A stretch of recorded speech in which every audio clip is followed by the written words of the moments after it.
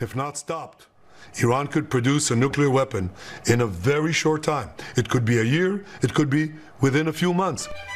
They have the wherewithal, the stored up, preserved knowledge to make a bomb very quickly if they wanted to do it. Iran is so dangerous. Weeks away from having the fissile material for an entire arsenal of nuclear bombs. They're very close. They're 6 months away from being about 90% of having the enriched uranium for an atom bomb. Iran is gearing up to produce 25 bombs, atomic bombs a year, 250 bombs in a decade. Ladies and gentlemen, time is running out. Iran will be capable of producing alone, without importing anything, nuclear bombs within 3 to 5 years. Neither Iran or the United States want to fight each other.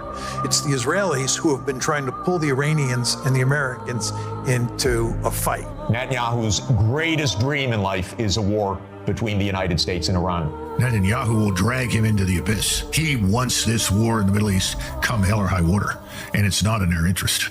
What war? The war with Iran.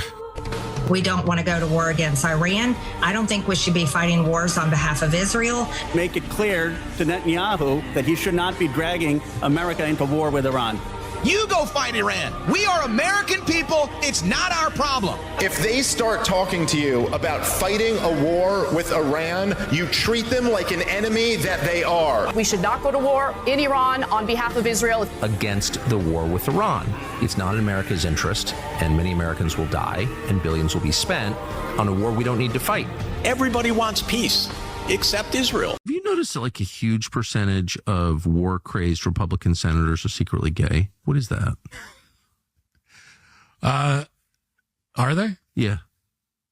Like, what is that? Which are the ones that are secretly gay? I don't know. The ones who are secret about it. I don't really know if you want people with like truly unsettled, dark personal lives with power.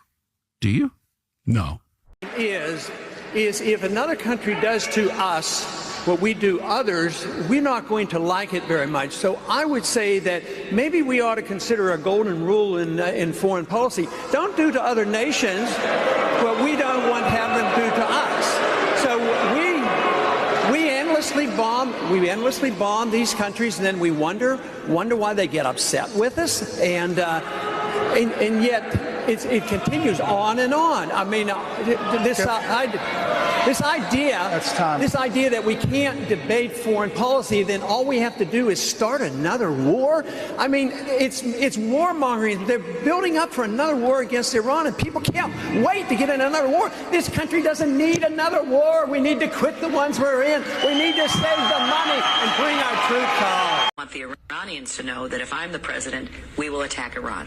Whatever stage of development they might be in their nuclear weapons program in the next 10 years, during which they might foolishly consider launching an attack on Israel, we would be able to totally obliterate them. That's a terrible thing to say, but those people who run Iran need to understand that, because that perhaps will deter them from doing something that would be reckless, foolish, and like Libya. We were the ones that caused Gaddafi's death because Hillary Clinton played a game over there, and I was the one that went over there during the war. Gaddafi asked me to come over. I took a Biden staffer and a Bush staffer and a film crew leader from ABC One in New York, Larry Menti, with me, and a cameraman, because I didn't want the CIA to set me up. I hand-carried the letter back from Gaddafi offering to resign. The U.S. didn't want him to resign. They wanted to kill him. Why? Because Gaddafi, and I met him 3 times. I took Biden on my second trip to Libya, by the way. He went with me when I spoke to the whole country. And every meeting I had with Gaddafi, he wanted 2 things. He wanted to unite the African continent into a group of nations economically, like European like the European economy. He wanted to base it on the gold standard. And the U.S. and Europe didn't want that. And the other thing is they wanted control of his oil, and they wanted control of his sovereign wealth. So Gaddafi had to go. That's outrageous, and it's wrong. Yeah, but that, I think, sounds right to me. I mean, but we've allowed so many of our kids to be drawn into conflicts, to be killed. And these people doing this they've never served in any capacity in our country. They've never been in the military. They've never served on a fire ground. And it's outrageous that they think they can get away with this and sit back and make all this money. And we should be blunt. The Mossad intelligence is, I'm not so sure how you divide the CIAs from Mossad. I would love to be able to ascertain that and have somebody come forward and say that. And I think President Trump, one of the things that would be helpful to him is what President Reagan did, is Team B. Now, what I mean by that, having been a young naval officer and seen the fiasco in the making. Are you open to intelligence and persuasion here? I'm open as well. But look, in the first Iraq War, the second Iraq War, and the war in Afghanistan, Congress first got the briefings. Congress met and debated. It should have been declarations of war, but at least they did an authorization of use of military force. We haven't had that. This has been turned upside down, this process. Well, you heard from Mitch McConnell, the former Republican leader, the senator, say it was a bad week for the isolationists. He was talking about Tucker Carlson and he was talking about Steve Bannon. Do you think that the president is making a choice here, or is he trying to have it both ways? Both saying, I'm going to please the hawks of the party by bombing, but then I'm going to say I want a peace deal and make the isolationists happy by saying, I'm not committing to anything more than one and done. Well, I'll concede this. It was a good week for the neocons in the military-industrial complex who want war all the time. I wouldn't call my side of the MAGA base isolationists. We are exhausted. We are tired from all of these wars, and we're non-interventionists. I mean, this was one of the promises. I mean, are you going to call President Trump's campaign an isolationist campaign? What he promised us was we would put America first. And I think there are still voices in this administration. You've still got J.D. Vance. You've still got Tulsi Gabbard. You still RFK Jr. You still got calmer heads that could prevail. They were not persuasive in this case, clearly. Well, somebody was persuasive. AIPAC is very persuasive. For instance, the Israeli lobby in Congress. If you look at my colleagues' feeds now, they all look the same. They're all tweeting the same message that we've got to support Israel and we've got to do this. My question is, does 3 bombings and we're done with Iran's nuclear ambitions? Is that the 2 weeks to slow the spread of 2025? Is this, we were told 2 weeks to slow the spread then. Now we're told it's just going to take 3 bombings. But what happens when Israel gets bombed again? Mm-hmm. Is Trump going to sit by and say, no, we're not going to further engage in this war? I tried to get answers from the secretary on that question. But when you say the pro-Israel lobby, AIPAC, do you see a difference between Israel's interests and American interests? Absolutely. Yeah. I mean, look, Iran, the reality is they don't have a missile that can reach the United States. They're not near to getting a missile that can reach the United States. I think this, what has happened, what has transpired this week has been planned for months. This administration and maybe even the administration prior to that said, you go in and soften them up, take out their air defense capabilities, and then we'll send in the big bombers. So,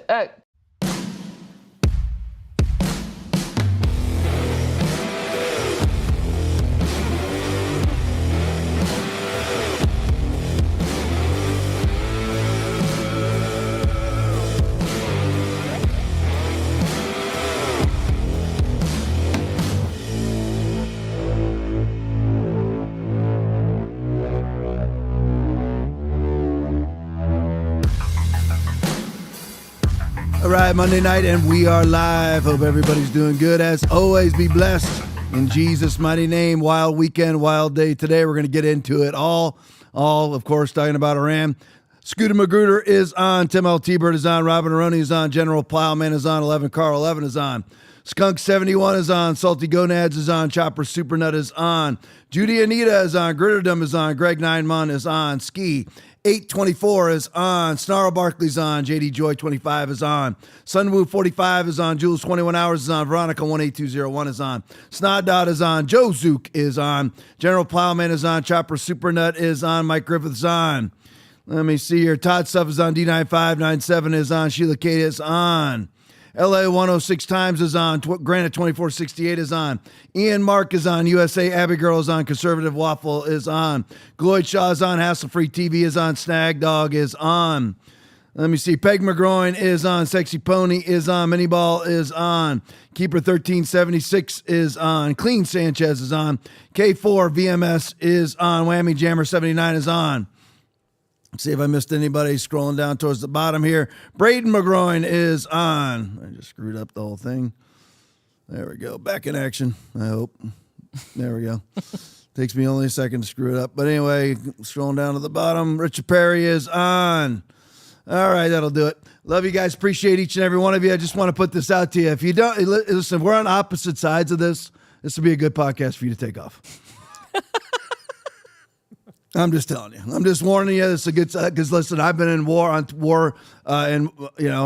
Twitter with people, and it's absolutely amazing what I see out there. I honestly believe this. Like, obviously, I'm somebody who voted for Donald Trump now 3 times. Not obviously, and by the way, just because there's now a ceasefire, we'll get into that. We'll get it. It's the first slide that's up. But anyway, now there's a ceasefire.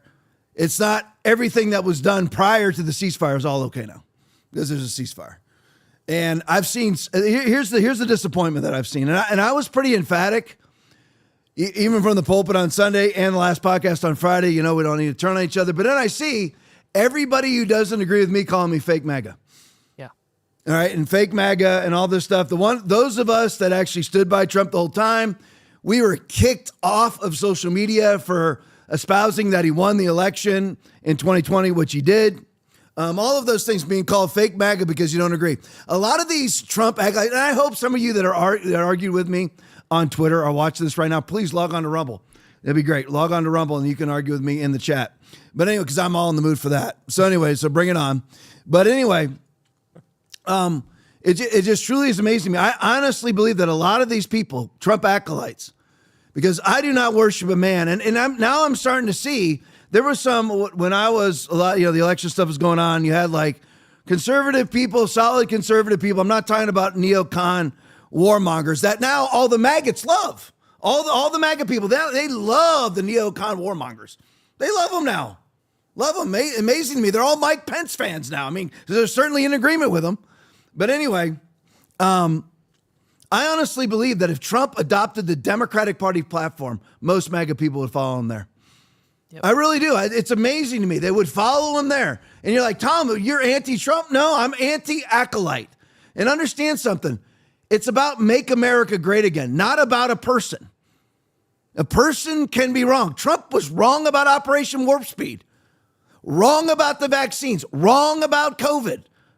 Over and over and over again. He was wrong about 15 days to flatten the curve. Wrong about masking. Wrong about the vaccine. Wrong about, he changed 15 days to flatten the curve to 30. Then he went to 60. Wrong about a lot of things. And it's amazing now that Trump can't be wrong. And if you espouse that he's wrong, you're not MAGA. Which, by the way, I don't give a crap whether you call me MAGA or not. I have conservative principles, Christian conservative, federalist, capitalistic principles. That's it. Whether Donald Trump espouses them or not doesn't matter to me. I voted for him because he was more closely aligned to my belief system than anybody running for the Republican ticket and anybody running for the Democrat ticket, obviously. So it's just truly amazing to me. I've just seen it over the last, especially 24 to 36 hours. People in an absolute acolyte, sycophantic fashion following this person. I mean, I saw DC Drano, I believe it was, put out, the fake MAGA has been exposed, and all that. I'm like, you're a freaking retard. You're a retard. So Alex Jones is fake. Tucker Carlson's now, and everyone's turning on him and not following all these people. Go right ahead. It doesn't matter. And by the way, just fervently unfollow me. I don't care. I mean, literally do it with violence. Like, go out, go unfollow. I love it. Go right ahead. Because, see, I'm one, I don't care whether I have an audience or not. I don't care whether people stop coming to the church. I honestly don't. I am here to preach whatever it is that's true. Sometimes Trump is in alignment with that truth. Sometimes he's not. He's still pimping and whoring the big, beautiful bill. He's completely wrong. So I guess that makes me anti-MAGA. Fake MAGA, because he's completely wrong. Then now when Kamala Harris or Joe Biden adds $2 trillion of debt per year to the national debt, they're wrong. But when Trump does it, and you point it out, you're anti-MAGA, and when Trump does it, it's right. I mean, I just would love all of these true MAGA people. I would love if Joe Biden was to have conducted the exact same, get this, Aaron, precision strikes that are not war. No, of course not. They're not war, they're precision strikes. But if it was done here, we would consider it to be an act of war. I mean, imagine how stupid you have to be to make a statement like that. That's it. That's the same as saying that what you aborted was not a child. You might as well just go be a Democrat. Go be a Democrat. If you're going to simply espouse a party MAGA line instead of what's true, go be a Democrat, because that's what they do. Whatever they are told to do by their handlers, they do. And I've just discovered that's a lot of MAGA people. So Alex Jones is now wrong. Bannon is wrong. Bannon got Trump freaking elected, and they're calling him fake MAGA. Bannon got him elected, saved the entire race in 2016. Saved the entire thing, and now he's fake MAGA. And Alex Jones is fake MAGA.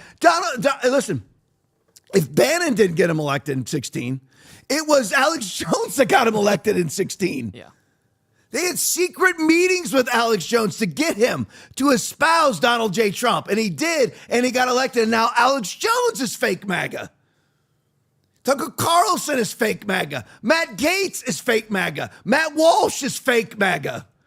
Because we didn't agree to bombings using 6 bunker busters and 30 intercontinental ballistic missiles against Iran.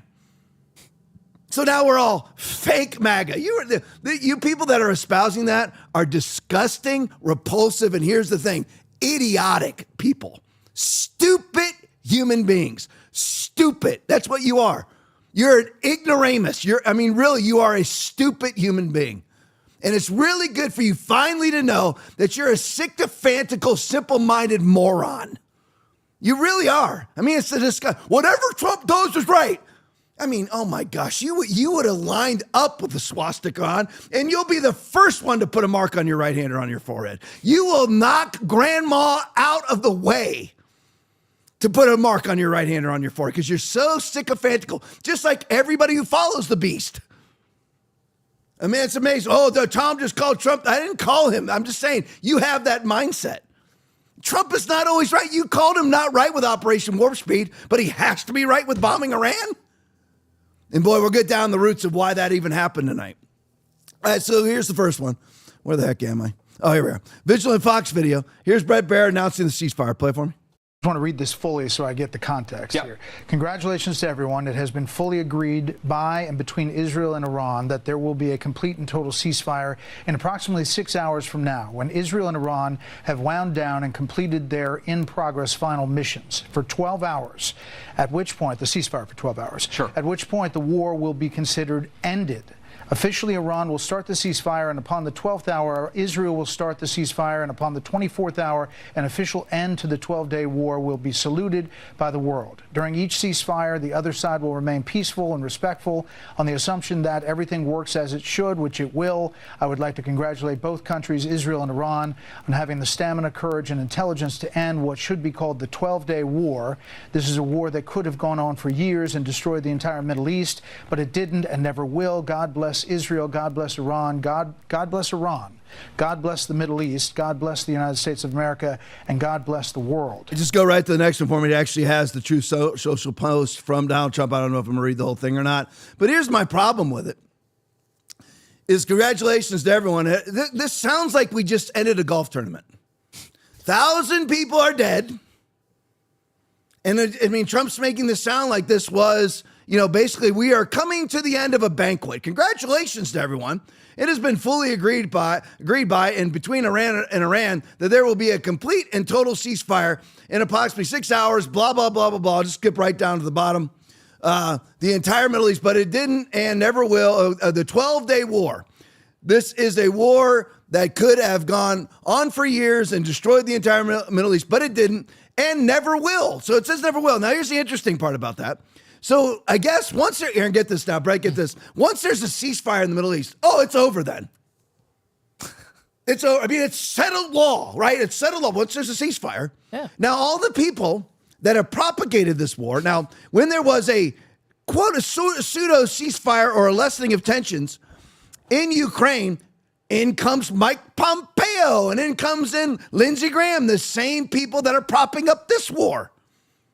So you think they're just going to let this rest, and all of them being funded by AIPAC, and they're not going to get into any smoke-filled back rooms and reinstigate this bad boy? Oh, don't worry, Aaron. You can trust Netanyahu. Oh, yeah. You can trust him. Israel has violated 350 ceasefires since 2008, but according to Trump, it's over.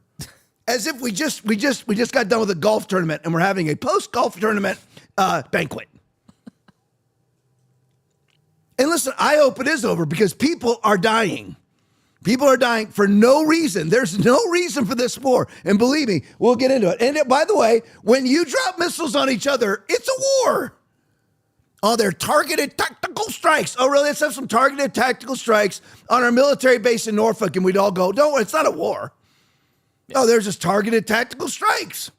Is that all? I mean, see, what really teased me off about human beings is when they don't apply their ideology to themselves. If we were tactically struck, we wouldn't consider it an act of war. I mean, you've lost your freaking stupid minds. You really have. It's amazing. I am actually sad that I had to partner with those idiots to elect Donald Trump. Because you're a sycophantical little acolyte agitprop. You really are. You're a little agitprop with Trump's hand up your anal puppet chute. And no man should have that level of control. I told you, don't watch it. Turn off the podcast. You don't agree. I don't listen, you're like, Tom, you could ruin your whole podcast. I don't care. See, I'm not like Charlie Kirk. Charlie Kirk comes out against this, and then I'm sure he got a little phone call from somebody. And the next thing you know, Charlie Kirk's for it. Talk about being a whore. Talk about being a pathetic whore. That suddenly you're against all of this. I mean, you start off, you're against it because he knows that's MAGA. Trump is not MAGA. MAGA's MAGA. Trump follows MAGA. He knows that that's MAGA. And then he finds out that, you know what, Charlie? You're not going to get any interviews. See, you're a whore then. If you decide what's right and what's wrong, your behavior is determined by somebody else's approval, you're going to have a mark on your right hand or on your forehead. You're going to have a mark on. And what's really sad is some of you, and there's probably some that are watching right now, you were great on COVID. You were even great on Ukraine. I saw people blow that too. They're right on COVID, then wrong on Ukraine. It's all the exact same murderous spirit. Exact same. Murderer from the beginning. Did anybody get killed in this? So that's of God? For what? What did Iran do? Name it. Please tell me. What did Iran do? They threatened to kill us. Okay, you know what? I'm sure, listen, my dog attacks raccoons all the time, so I have to rescue them. And the raccoons turn on me. But you know what I don't do? Clobber them with a baseball bat because they threatened to kill me. The raccoon threatened to kill me. He turned around and threatened to kill me. He has no chance of killing me. So I don't need to kill him just because he threatened to kill me when he has no ability to do so. Yeah, that's the reason. Oh, and of course, Donald Trump, let's see, doesn't attack him in 2017, doesn't attack him in 18, doesn't attack him in 19, doesn't attack him in 20, and now the first 6 months doesn't attack Iran at all. Never mentioned it. And please don't give me the barf Ralph of, he always said that he wouldn't let them have nukes. He said he would never let them have nukes, but he never said he was going to bomb them. He never said he was going to bomb them. He said he wouldn't have let them have nukes. And he was negotiating all that. And on the 61st day, after he asked Netanyahu to give him more time, Netanyahu bombs them on day 61. And then suddenly Trump attacks Iran, and all the idiots on the what I will call fake MAGA, because you're fake MAGA. You're the fake MAGAs. Because MAGA could be transformed into anything. It could be transformed into pure feces, and you'd follow it. If you thought a lump of feces was Donald Trump, these MAGA people that I'm talking about would roll in it. They would roll in it. Disgusting human beings. Really are. Gross. So anyway, I forgot what I was talking about, but I'll get back to it, I'm sure, at some point. Just go to the next one for me. All right, so go to the next one. Matt Gaetz tweet. There will always be another Iranian mountain to bomb for the neocons. Here it is. We're already getting the suggestions. Pickaxe Mountain Iran's lesser-known underground nuclear facility. Not on the three list. Oh, here we are again. Oh my God. Look here. Here's another one. There will always be another mountain for us to bomb for Israel. Oh, what I was going to say, leave this up. So what I was saying was Donald Trump never attacked. Never even said he was going to bomb Iran. Never. He said he would not let them have a nuclear weapon. So, and then we had the 60-day negotiation with Iran, asked Netanyahu for an extension. Netanyahu blows off and bombs. And then suddenly, Trump has always said he was going to bomb Iran. When? Name it. Find me. Go ahead, find it for me. Find the videos where Trump said he was going to. Now, we have plenty of, now all you real fake MAGAs, you call me fake MAGA, you're fake MAGA, because all the other neocons on the left, like Hillary Clinton, vowed to bomb Iran. They did, but Trump never did. But suddenly, so Israel does it. And it just happens that now Trump decides to bomb Iran. You can't put two and two together because you're such a freaking moron that Trump simply did it because now he feels like he's been leveraged into doing so. You don't understand that he was given $100 million by the Iranian lobby and now he's leveraged into doing so? No, Trump was always good. These are tactical strikes that have been conjured up in Trump's mind for years. You really are a stupid human being.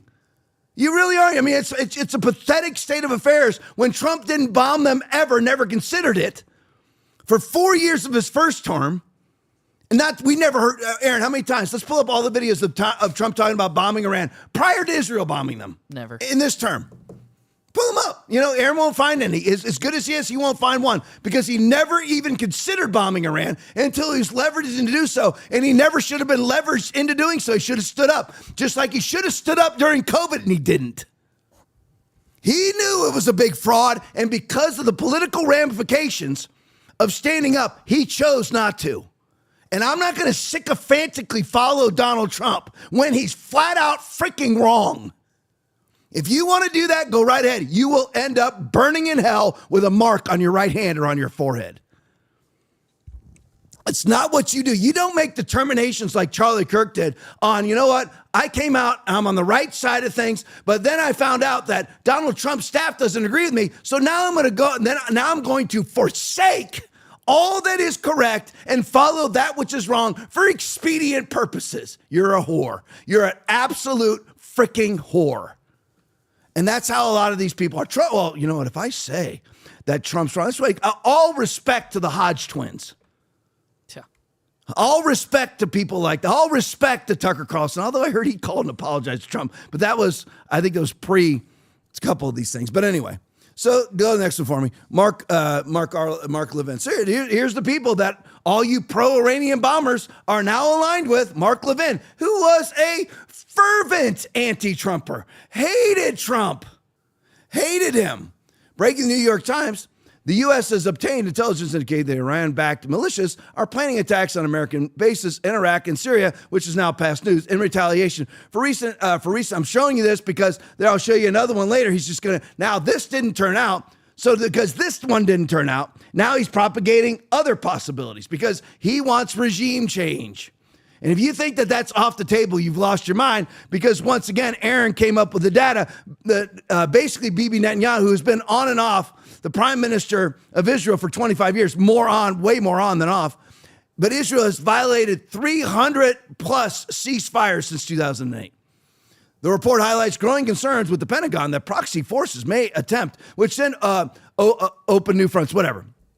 Well, this also opens up false flag attacks run by Mossad to re-engage the war.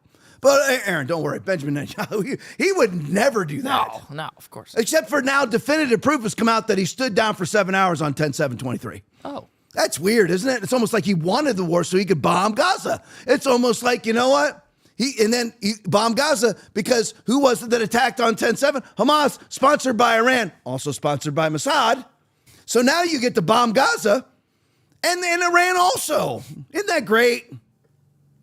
Unbelievable. All right, go to the next one. Here it is. The Iranian Nazi regime. There, okay, first one didn't pan out. So there, he's got to bring it back now. The Iranian Nazi regime is desperately trying to hold on to power with no effect. Oh, Aaron, we blew up the nuclear. sites. Yeah. What's there left? Because that's all that it was about, right? These are targeted strikes that are not warfare. There's intercontinental ballistic missiles shot from our submarines 300 miles away, 30 of them, and bunker buster bombs dropped by B-2 bombers. But that's not an act of war. That's not an act of war. Those are targeted strikes. What a bunch of idiots. I mean, really stupid human beings. Well, it's just no wonder. I'm driving down the road, and I wonder how people can drive the way that they are, because they really are. They're stupid people. Will the regime be provided an off-ramp without surrendering unconditionally? Sorry, Mark, they were. In other words, will the regime be given a lifeline and survive to terrorize and murder? Where? Who? Us? Build more ballistic missiles and develop nukes and intercontinental missiles in the future. Oh, like Netanyahu said they're going to do 3 weeks to a year away since 1984. That's a fact. That would be a disastrous outcome after all this. And then Matt Walsh responds, Mark, a peaceful, quick resolution would not be disastrous by any coherent definition of the term. Which, again, if Trump actually keeps this ceasefire, which I believe there's a strong chance that he will, because Trump is great. He's certainly better than Kamala Harris, but he's not an infallible Lord, you bunch of MAGA morons. I mean, really, it's just what I have seen over the last couple days is truly unbelievable. Actually orchestrating block parties by all of these people with all the, they have the MAGA insignia and the Donald Trump this and the Donald Trump that. I'm surprised they don't have Trump Woodstock and a Trump church and Trump idyllic statues that they worship and burn incense to. They probably do. Jesus is certainly not their Lord. Because if Trump decided to be pro-choice, they'd be pro-choice. If Trump decided to be pro-trans in the military, they would then justify that. Because if Trump does it, it has to be right. I will never go down that line, ever. Everybody needs to realize when you read the Bible and you read Revelation 13 and 14, when you're talking about beast 1 and beast 2, these are appealing human beings. Otherwise, the whole world wouldn't follow them. And I'm not, Trump is in no way, shape, or form like that. But if you have a mindset like that where you just sycophantically and agitprop fashion follow a human being, you are very vulnerable to the Antichrist spirit. Because that's what everybody did during COVID too. Well, the experts, you worship at the feet of expertise that isn't even expertise. Let's go to this one. PBD podcast video. PBD is all in favor of it, but they had a moment of coherence here. PBD podcast video. Walmart is bigger than Iran. Play for me. Hope you didn't Google it, Brandon. Hope I did you not search it. I did not. What do you think if U.S.'s GDP, top line revenue, is between 28 to 30 trillion dollars? What do you think is the top line revenue of Iran? 400 billion. Adam, what would you say? Somewhere between 300 and 600 billion, somewhere in that range. It's $400 billion. Oh, wow. I swear to God, I didn't look it up. Okay, Brandon. Check this out. Okay, buddy. Nerd. By the way, check this out. You ready for this? You ready for this? Rob, can you do me a favor, Rob? Can you pull up what is Walmart's top line revenue? Oh, man. Can you pull up what is Walmart's top line revenue? Pull up what is Walmart's top line revenue. Don't tell me. Just type in, what is Walmart's top line revenue? Look what it tells you. Watch this, folks. Iran, 92 million people. What is their top line revenue? Not the stock price. Market cap. Top line revenue is $681 billion. Oh, my God. Walmart is bigger than Iran. How the hell is that possible? Wow. Walmart has 2.5 million employees. Iran has 92 million people. Smart people. Iranians know math. They're engineers. They're brilliant. They've built some of the most incredible things. So what we do is we go in and we bomb Iran. Okay. For what? All right, let's look at the list here. Let's look at it. First of all, George W. Bush turned down bombing Iran, but Donald Trump took it up. And you're like, well, that's good. You had to take care of the problem. What's the problem? What's the threat to you from Iran? What is it? Okay, their GDP is less than the state of Pennsylvania. Why don't we go bomb North Carolina? If we are bombing people to prevent a threat to America from people who have threatened America, then why aren't we bombing Little Rocket Man? North Korea, Kim Jong-un. Why are we bombing him? Because he actually has an intercontinental delivery system with a reentry system in place. Does Iran, Aaron? No. No. Iran can't even reach Israel with a nuclear weapon. Right. All right, so they can't hit us and they can't hit Iran, but Iran has to take down their nuclear capabilities. The other thing I want to say to everybody, prove to me that we got 1 ounce of uranium in these bombing attacks, because we didn't. There's satellite footage of them loading up all those uranium rods long before we hit. So what we did was blow giant holes into a mountain, put ourselves $500, $600, $700 billion more in debt for nothing. Didn't really do anything. There's no radioactive clouds. There's no evidence of any. Wouldn't there be radioactive activity if we blew up their radioactive isotopes? Wouldn't there be? Wouldn't there be? Don't see it. It's not happening. So where is it exactly? There's giant holes in the ground. I'll give you that. But where's the evidence that we actually eradicated their nuclear program? Except Donald Trump saying, "Oh, but here come the real MAGAs, the real MAGAs, right? Oh, it has to be true then." Because Donald Trump said it. Oh, Donald Trump said, I just have to agree then. Even though wrong on COVID, wrong on the mask, wrong on the vaccine, Operation Warp Speed, 15 days to flatten the curve, to 30 days to flatten the curve, to 60 days to flatten the curve. Bought into Nancy Fauci. Just recently called Deborah Birx a wonderful human being. Just recently. The vaccine whore herself. Wonderful human being. So again, we're bombing Iran for what exactly? The threat to the United States, because they're in their parliament saying death to America. Okay, so that's why you do it. But Kim Jong-un, who actually has a delivery system that can reach the United States of America, why are we bombing him? Because there are two grievous consequences bombing him. We know that if we bomb Iran, nothing's going to happen to us. That's why. What a bunch. I mean, that's cowardice.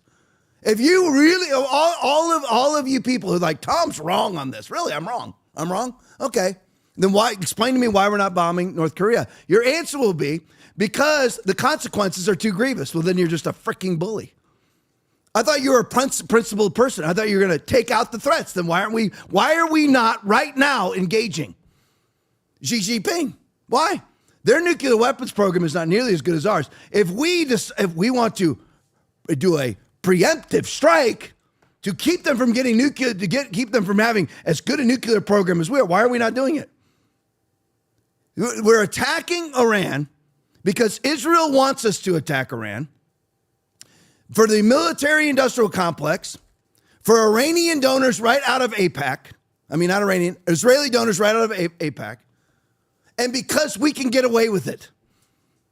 There's benefits with no consequences because we know what's going to happen because Iran has a GDP, gross domestic product, of Pennsylvania.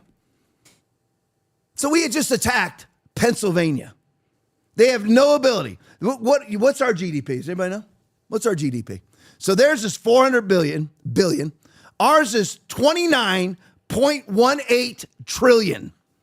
And we just attacked the country with 400. But why don't we attack North Korea? Come on. All you people in the chat, send it to me right now. Send it to me. Go ahead. Send it to me. Why aren't we attacking North Korea? Why? Because you don't want to. Because you're afraid of it. And you know what? You should be. But you know Iran can't do anything to you, so you attack it. You might as well. Why don't you just put a mask on right now for COVID? Because you're not afraid of it. Same mindset. I'm going with COVID. I'm going to wear a mask. I'm going to get 10 vaccinations so that I can show that I am righteous, even though the virus is of no threat to me. It's exactly the same freaking spirit as Iran. I'm going to treat Iran like it's this grievous threat to me. Oh my God. What name the last time Iran was any threat to the United States whatsoever?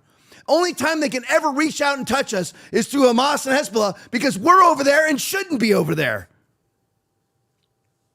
And Donald Trump used to be for that. $400 billion GDP, and ours is $29 trillion. Well, let's go kick the little guy. And you're like, oh, what are you saying, Tom? They're good people? No, I've never said they're good people. I never said this was going to end in World War III. I never said any of those things. I said it was a nonsensical attack that makes absolutely no sense. Why in the world would you? Where's the evidence? Show me the empirical evidence. Because Tulsi Gabbard, our DNI that everybody just loves. What happened to that, everybody? What happened to that love? Where's that? because she testified in March that they had no nuclear weapon, were nowhere near to a nuclear weapon, and weren't trying to develop a nuclear weapon. Then suddenly Trump believes it's weeks away and says she's wrong. He didn't say she was wrong in March, but now she's wrong after Israel attacks. And you actually stand up for that. You just think it was spontaneous on Trump's part. He just finally decided to take action. Would he have taken action if Israel wouldn't have hit first? Would he? No, and you know he wouldn't. You know that he wouldn't, but yet you're going to say that he would because he has. What a pathetic human being you are if you think like that. You're a pathetic human being. That you know that espousing that Trump was going to attack anyway is a bold-faced lie, and the only reason why he did was because Israel did. But you're going to espouse the lie because it makes you feel better about yourself and Trump. When I'm wrong, I simply say that I'm wrong. It's the way that's how it works. So explain to me why it is that we would attack a third world country. $400 billion is their total GDP. That's smaller than Walmart. Walmart's is $500 billion. And we just attacked Walmart. Amazing. They have no delivery system. They have no ability to refuel aircraft in the air. And we're going to blow up their country? Why? Why? Explain that to me. Saudi Arabia spends 4 times the amount of defense than Iran does. I know they're horrible people. I know the mullahs are horrible people, but they were installed by the CIA and Mossad. As we've overthrown that country twice, then paid another country, Iraq, to attack them, and then we threw out the guy who attacked them and killed him too. And now suddenly the Israeli lobby is correct in this one attack. Imagine being a quote-unquote MAGA person, and you know that the Israeli lobby is wrong over and over and over again, but now they're suddenly right in June of 2025 for this one strike because Trump says they're right. What a simple, worshipful mindset that you have. Unbelievable. I honestly believe that if Trump adopted the Democratic Party platform, all these quote-unquote real MAGA people that are exposed to fake MAGA people like me, that they just go, you know what? Trump's right. Democrats are right suddenly. All right, let's go to the next one. Johnny St. Pete video. Tucker tells Dan Caldwell, you must be watching Fox News. Play for me. I don't think you watch Fox News. I heard Ted Cruz say that the Iranians are going to nuke LA. Well, as of right now, they don't have a nuclear bomb. One interesting thing is Iran has not developed missiles that go beyond a certain range. Doesn't mean they can't, but they have been hesitant to up until this point because they don't want to be seen as threatening countries outside their region. So why is Ted Cruz saying they're going to nuke LA? I think, and again, I've been a big Ted Cruz fan over the years. I've come to, respect him on many levels. I think he is repeating a talking point to help raise the level in people's minds, the level of threat that Iran actually imposed. Let's in order to justify American involvement in regime change. Correct. Let's be honest. Iran has been a bad actor in the Middle East. They have been a major sponsor of terrorism, indisputably. But I believe their economy is the size of Pennsylvania. Saudi Arabia alone spends 4 times what they do on defense. They're bordered by Pakistan that has a nuclear weapon, and they have pretty decent relationship right now. But over the years, there's been tension because Pakistan's Sunni, Iran Shia. You have Israel with a very capable nuclear triad and very capable army. So they're surrounded by countries in the region that have historical antagonisms with them. And they simply right now do not possess the capability to hit the United States with conventional.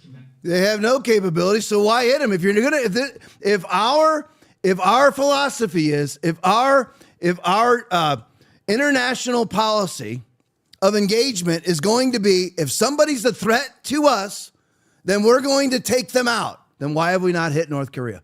The greatest threat to us is Russia and China.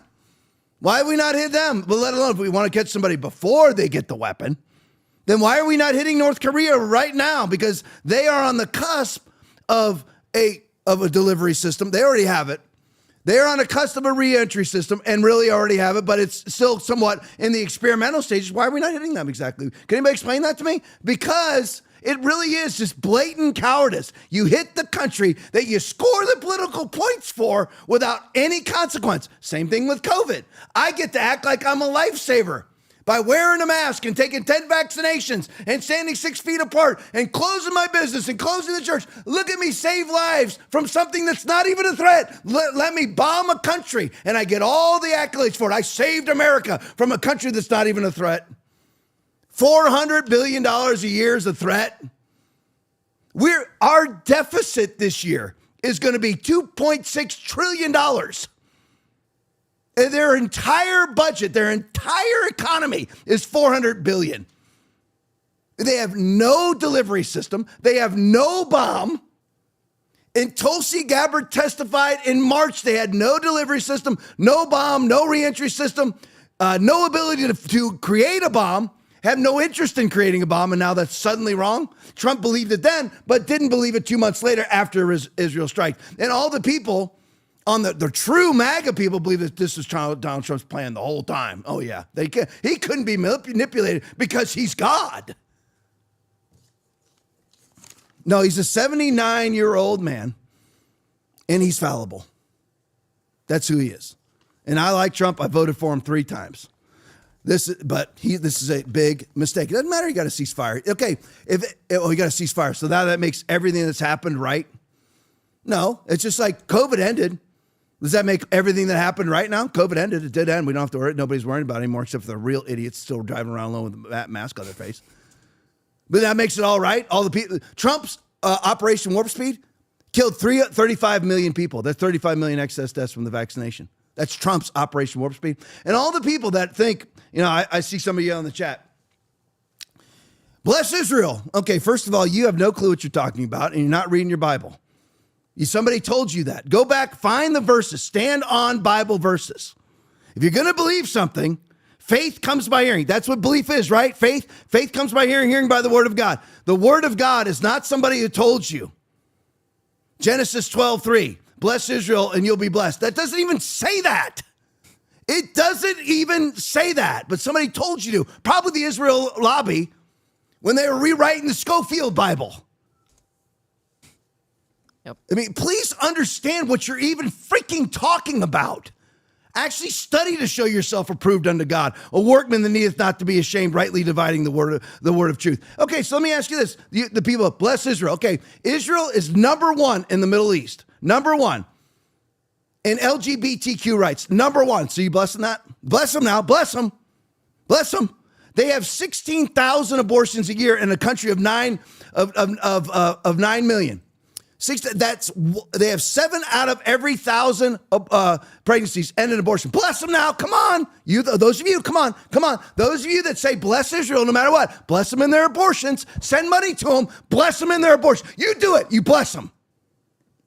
Or you're not going to be blessed. He's talking to Abraham, and we are the Abrahamic covenant. Everybody under the umbrella of Christ is the Abrahamic covenant. That can be Jews or Gentiles, but that is what is to be blessed. The body of Christ. Not a country run by Benjamin Netanyahu that believes in it. Okay, now, they also believe in biometric ID and lab meat. You go bless them now. Go bless them now. Come on, get in there. Bless them. They're antithetical to all you believe as a Christian conservative. You're supposed to bless them? Is that what God does? Is that what God does? Bless them no matter what? Is that what he does? Have you ever read your freaking Bible? Ever? Or you just espouse whatever chemical fart goes on between your ears? I told you, don't watch the podcast tonight. You're just an absolute mindless moron to espouse. Bless Israel. Bless Israel. Go bless them in all their sin then. Why are you not sending money to them? If you believe in blessing Israel, why are you not sending money to them like a tithe so that you'll receive back? Why? Says you bless them, though, but you'll get blessed. Why are you not sending money? But you know why you're not? Because Benjamin Netanyahu espouses biometric ID, which is basically a QR-coded mark of the beast, lab-grown meat. He's pro-LGBTQ. He's pro-abortion. He's pro-vaccine. He's pro-mask wearing. Why didn't you bless all that and send money to it then? You could bless Israel. That is Israel. Why don't you bless Mossad, who killed JFK, who took down the Twin Towers? Why are you not blessing Mossad? That's Israel. All right, let's go to the next one. Townhall.com video. Here's it. By the way, you're in favor of the bombings? So's John Bolton. Play it for me. Is Trump's national security advisor from his first term, Ambassador John Bolton. Mr. Ambassador, so grateful to see you. Thank you for being here. Were you surprised that President Trump took such decisive action? Well, let me say this unequivocally. I think President Trump made the right decision for America to attack Iran's nuclear weapons program. And I think we're on the verge of potentially seeing regime change in Iran as part of that. I think this is a huge change in the Middle East. It was a decisive action. It was the right thing to do. I thought somebody should do it for a long time, but better late than never. John Bolton said somebody should have done it for a long time. Go bless it, everybody. You bless Israel, you'll be blessed. Just like Johnny B. You're just like him. Congratulations. You're just like John Bolton. Say it. Just say it out loud. I'm with John. Come on, say it out loud. I'm with John. At least say this. I'm with John on this. How's that? I'm not with John with anything. He thought we should have done this years ago. You know why? Because John Bolton can't do one push-up, not one sit-up, doesn't know how to shoot a gun, but he'll send your sons and daughters to go die in wars for him, so that he can continue to receive contributions from the military-industrial complex and get speaking engagements from them also. That's why. Love of money is the root of all evil. Memorize Bible verses. That's faith. That's correct faith. Erica video. Now, okay, that's John. You're agreeing with John Bolton. Now, what do the Democrats have to say about bombing Iran? Play for me. The United States is clear. We will not allow Iran to acquire a nuclear weapon. If I'm the president, we will attack Iran. Whatever stage of development they might be in their nuclear weapons program in the next 10 years, during which they might foolishly consider launching an attack on Israel, we would be able to totally obliterate them. That's a terrible thing to say, but those people who run Iran need to understand that.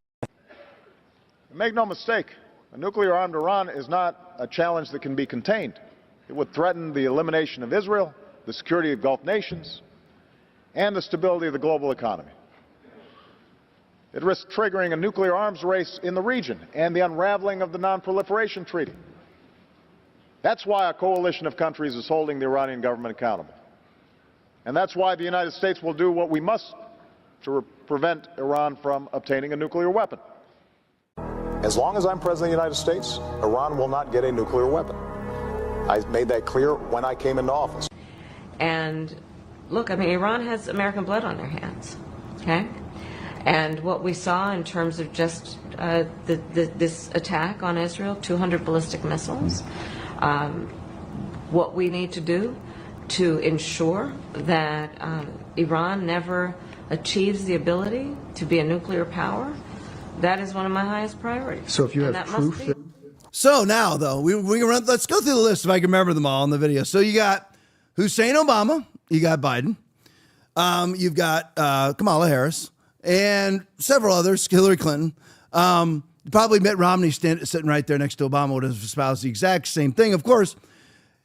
And we all disagree with that. I mean, didn't you, all you MAGA people that are calling me fake MAGA now, because remember we all used to disagree with them? Aaron, remember that? Yeah. Remember we all used to disagree with Hussein? We all used to disagree with Hillary? We all used to disagree with Biden? But now that Trump does exactly what they're espousing, they're all right. And so's he. Really? It's amazing your transformation. It's as if you have no principles. It's as if you have no guts whatsoever. It's as if you won't even look at what is actually factual. And that Trump was never going to bomb them until he was leveraged in there by Netanyahu and AIPAC money and $100 million donated to his campaign, which we will get into. Let's go to the next one. Here's Jeffrey Sachs. What if the strike wasn't an act of war, but an act of silence? Play it for me. The war in Syria, and you may actually hear from grown-up reporters who are lying through their teeth or ignorant beyond imagining that, oh, the war in Syria, yes, Russia intervened in Syria. Well, do you know that that Obama tasked the CIA to overthrow the Syrian government, starting 4 years before Russia intervened? What kind of nonsense is that? And how many times did the New York Times report on Operation Timber Sycamore, which was the presidential order to the CIA to overthrow Bashar al-Assad? 3 times in 10 years. This is not democracy. This is a game. And it's a game of narrative. Why did the U.S. invade Iraq in 2003? Well, first of all, it was completely phony pretenses. It wasn't, oh, we were so wrong, they didn't have weapons of mass destruction. They actually did focus groups in the fall of 2002 to find out what would sell that war to the American people. Abe Schultzky, if you want to know the name of the PR genius. They did focus groups on the war. They wanted the war all the time. They had to figure out how to sell the war to the American people, how to scare the shit out of the American people. It was a phony war. Where did that war come from? You know what? It's quite surprising. That war came from Netanyahu, actually. You know that? It's weird. And the way it is that Netanyahu had from 1995 onward the theory that the only way we're going to get rid of Hamas and Hezbollah is by toppling the governments that support them. That's Iraq, Syria, and Iran. And the guy's nothing if not obsessive. And he's still trying to get us to fight Iran this day, this week. He's a deep, dark son of a bitch, sorry to tell you, because he's gotten us into endless wars, and because of the power of all of this in the U.S. politics, he's gotten his way. But that war was totally phony. So what is this democracy versus dictatorship? Come on. These are not even sensible terms. So who posted this? Oh, Donald J. Trump posted this in January of when, Aaron? This year. Yeah. And he said, there you have Jeffrey Sachs. And in the video posted by Donald J. Trump, clipped by Donald J. Trump, to specifically talk about Netanyahu trying to push us into a war with Iran after he pushed us into a war with Iraq. But now, suddenly, on June 20th, Donald Trump decides to spontaneously do a tactical strike that's not an act of war. But mere 6 months ago, just before he took the oath, he was talking about Benjamin Netanyahu trying to leverage the United States into a war with Iran and speaking out against it by posting a Jeffrey Sachs video. And then all of you legitimate MAGA people are saying that, Donald Trump, this is something he had planned the whole time because he always said that Iran was not going to have a nuke. He never said he was going to bomb Iran. Never, not one time. Not one time did he ever say that. He said he wasn't going to allow them to have. What did he do in his first term? Sanctions. Got out of the nuclear deal and sanctioned them into being absolutely bankrupt, which is what he was trying to do this time. If you actually want to know Trump's motivations, he was going to sanction them into financial oblivion again. He was never going to bomb them, MAGA morons. He was never going to do it. And you want to believe that he just decided to do this, just decided to do it. Like this is always going to happen. And it's all backed up because Trump said, I'm never going to allow them to have a nuclear weapon. But not mere 6 months ago, he was making fun of Netanyahu for trying to push America into bomb Iran. And then suddenly bombing Iran is righteous. And suddenly now he decides to bomb Iran? As if he planned it the entire time? No, he was bullied into it. And once again, speaking of bullies, that's what attacking Iran is. They have no way to defend themselves. But we don't attack people who are a legitimate threat because there'd be too grievous a consequence. What is the very essence of bullying? Going up and beating up somebody who has no ability to defend themselves. They don't. They're wretched, horrible, terrorist people. That's the truth. They are. You don't find a block of people in the United States. I'm not going to say the address because everybody will look it up, but there was an area that I used to hate to go to in law enforcement because it was a bunch of people, just pure white trash people. Okay, everybody's on drugs. Nobody's working. It's a mobile home park. Nobody's working. I hate to go there. And listen, they're a threat. They were money suckers. Everybody's on welfare. Everybody's taking prescription drugs. Well, you know what you don't do? Well, I kill them. You don't just go kill them because they're wretched people. That's not what you do. And Trump handled them perfectly in the first administration. Hey, Aaron, what's the difference? What's the difference? Oh, Iran didn't bomb them in the first administration, so Trump didn't bomb them. And then all the real MAGA people, no, this is what Trump had planned the whole time because he's a genius. Oh, really? Why didn't you ever discuss it before? Ever. No, you don't. The whole thing is that Iran gets bombed because there's absolutely no consequence for bombing them. Why are we not doing this to other countries? Tom, you're saying that over and over. Yeah, I know. I mean, I want somebody to explain that to me. Why are we not orchestrating a tactical mission, a precise strike? Why are we not doing that in the war in Ukraine? Slava Ukraine, Lindsey Graham, Mike Pompeo. Why are we not doing that? Oh, because Russia has 6,000 nuclear missiles with reentry systems and delivery ability. That's why. But we're going to do it to Iran because there's not even any proof that they've ever had a bomb. There's no proof that they're developing a bomb. We would know if they were. And right now, even after this successful mission, there's no proof that it's successful.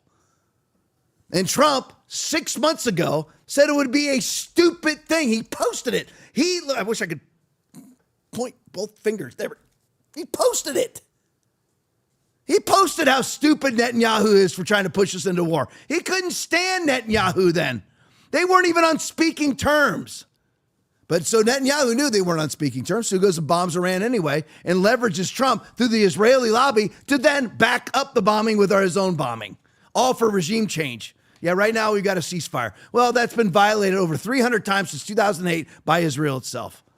Where the heck am I? All right, Steve Bannon, get her post. Steve, the entire point of the exercise, right on the bottom, Trump's strike on Iran cements Netanyahu's political comeback. Let's go through the timeline here. 2 days. Everybody sees, oh, Trump's a genius and always right. Okay.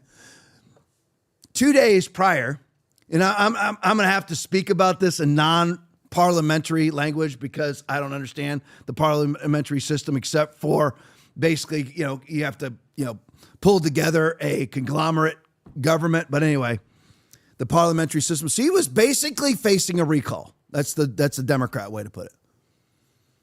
Benjamin Netanyahu is facing a recall. How does this work? Same thing that just happened to Trudeau, but you end up with Mark Carney now. He's another worthless globalist who loves Netanyahu.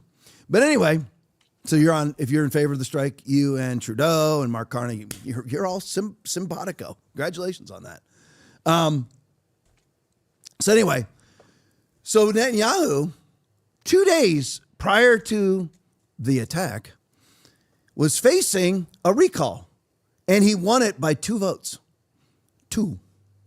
If he would have lost it, they would have had a new election like they do in the parliamentary system.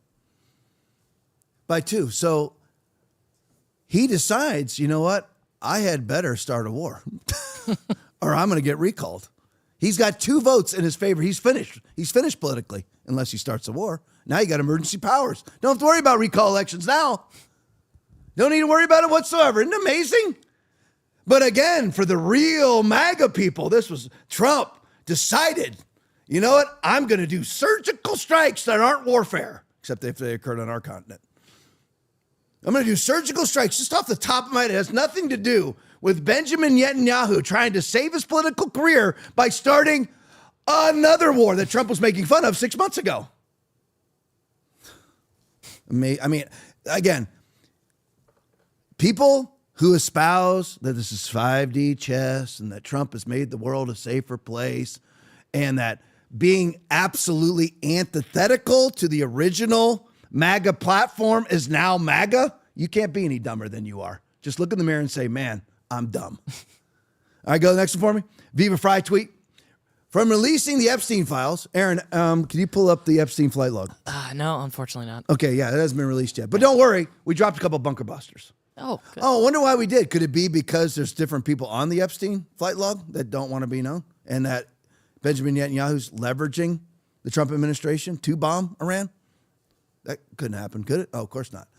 Even though, weirdly, that here we are on, I don't know, day 150-ish, something like that in the Trump administration. We still have no Epstein flight log. Tom, are you saying that Trump diddled kids? Absolutely not. I know that he didn't.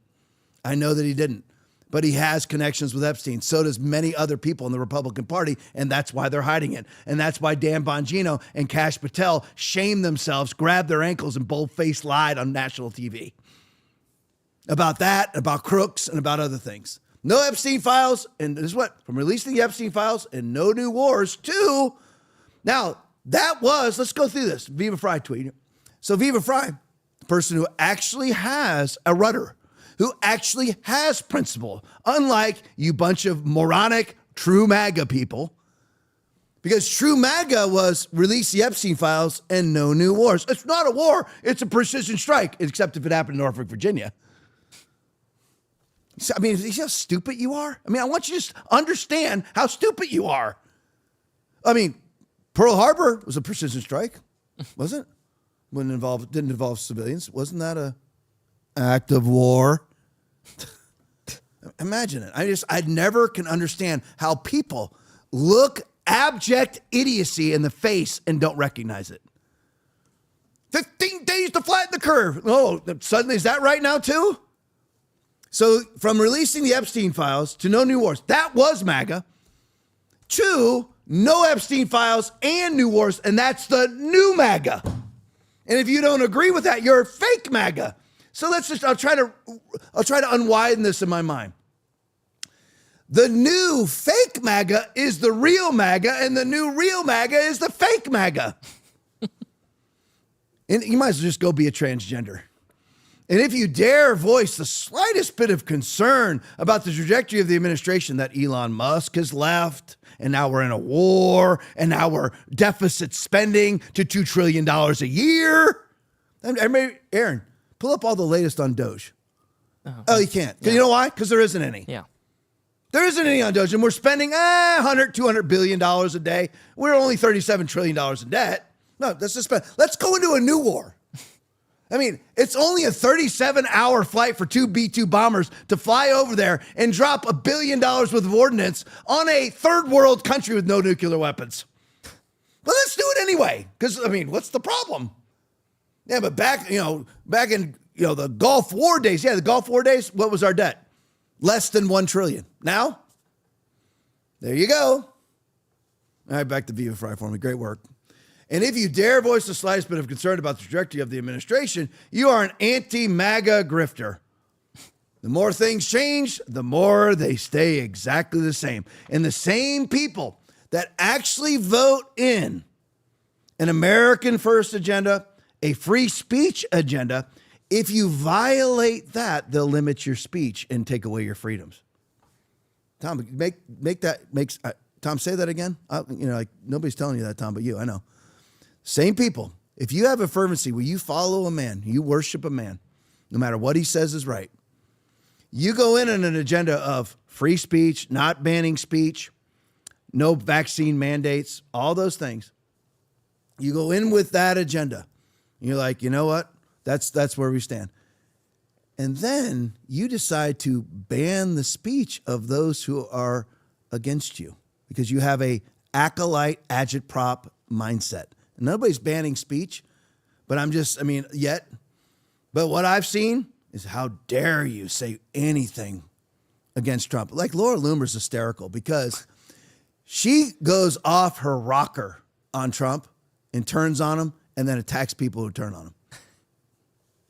It really is. These are the wildest times ever, the absolute wildest times ever. Don't you worry about what you'll lose. No. I can't live with myself being an agitprop liar whore. I can't do that. I guess a lot of these MAGA people can. Not me. I can't be somebody who said, you know what? No new wars, no more Middle East entanglements. And then when Trump does it, I say that it's right. I can't be a whore like that. I guess some people can. I can't be that way. Go to the next one for me. So here's Donald Trump's Truth Social post. It's not politically correct to use the term regime change, but if the correct Iranian regime is unable to make Iran great again, why wouldn't there be regime change, MAGA? That was quick from we were just attacking nuclear facilities to regime change, and now that's all changed because of this peace accord that's been violated by Israel over 300 times since 2008. We'll see if it lasts. Go to the next one for me. I hope it does, by the way. So let's look at that date down there at the bottom. 6 years ago, the United States has spent $8 trillion fighting and policing the Middle East. Thousands of great soldiers have died or been badly wounded, but because it didn't happen this time, it makes the strike correct, right? Okay. Millions of people have died on the other side. Going into the Aaron, what does that say? Going into the Middle East is the worst decision ever made. But when Trump does it, all the MAGA morons jump on board and say it's right, even though Trump said it's wrong. All right, go to the next one for me. So here's Glenn Greenwald video. Is that where we're at, guys? I'll make sure I'm on the right spot. Yeah, Glenn Greenwald video.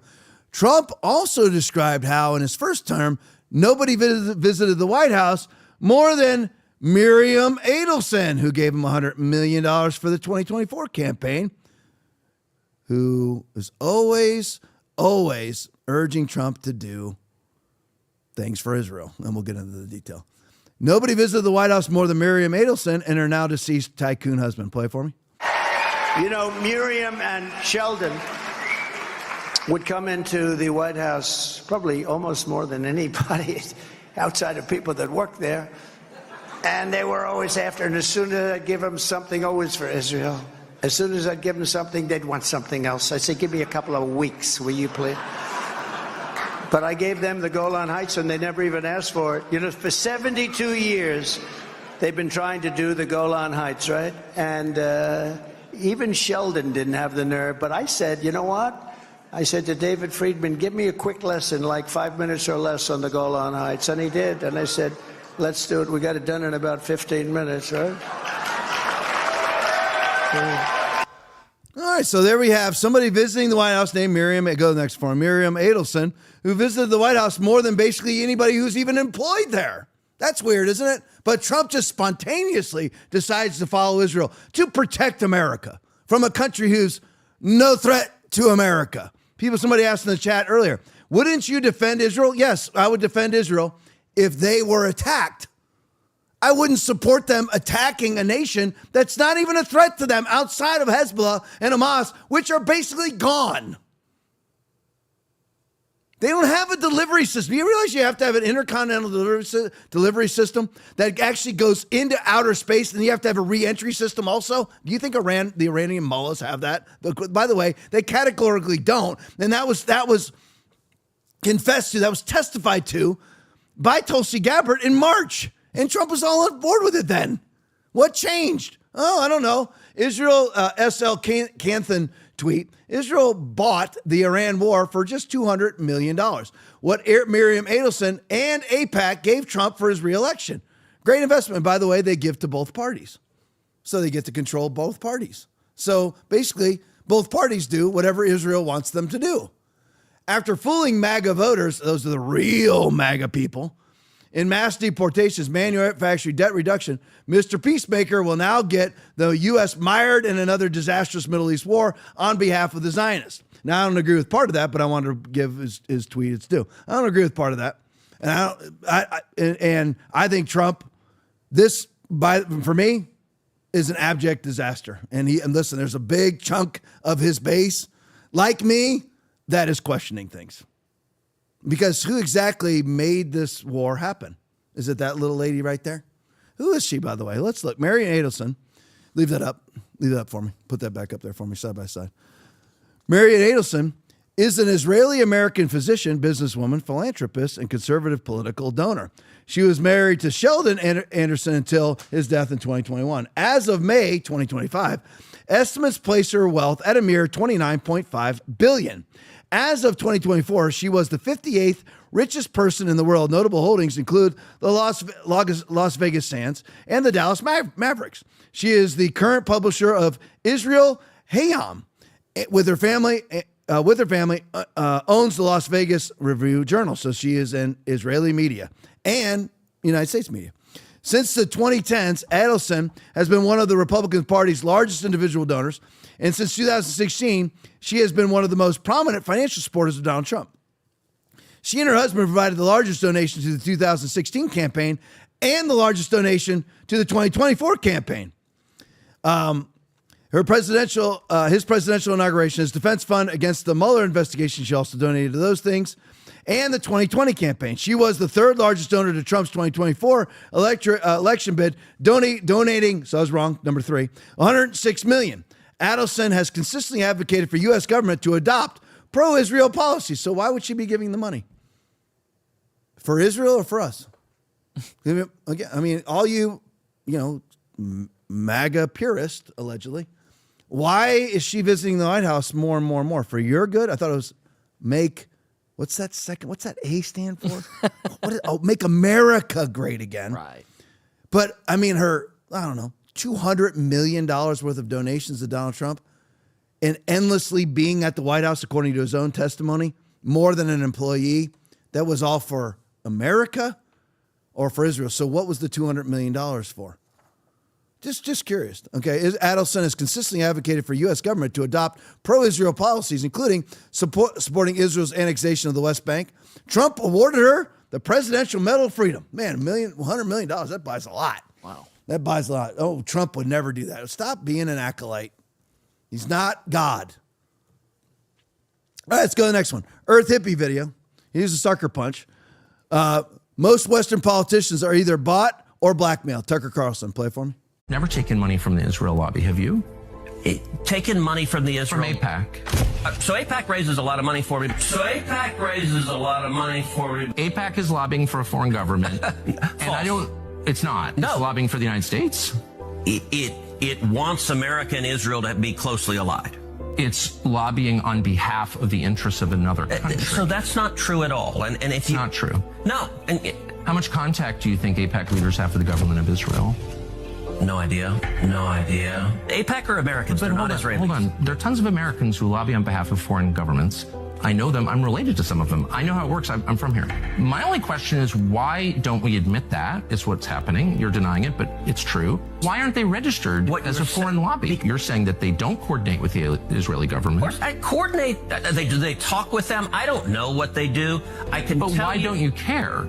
Hey, Aaron, keep that one loaded up side by side. And then we're going to play it and just leave the volume on. I want to just leave all of our volume on. I'm just going to yell over it. But I want you to see what it's like to be a paid whore. Because you can ask me anything about my life, I'll give you a definitive yes or no. Why is that?